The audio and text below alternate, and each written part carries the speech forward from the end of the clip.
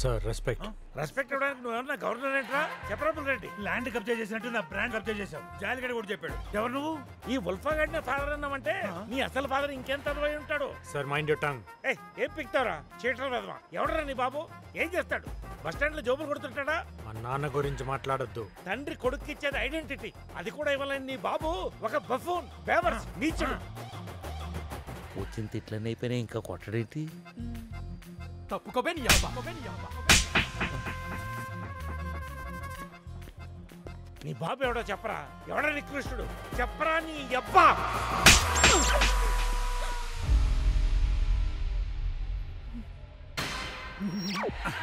మొగుండు కొడితే ఇలా దెయ్యంలో నవ్వుద్దేంటి?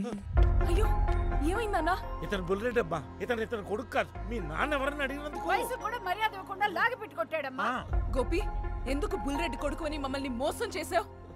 మా నాన్నని ఎందుకు కొట్టావు? సమీరా, ఇప్పుడు నేనేం చెప్పే పొజిషన్లో లేను. పాప సేఫ్టీ ఇంపార్టెంట్.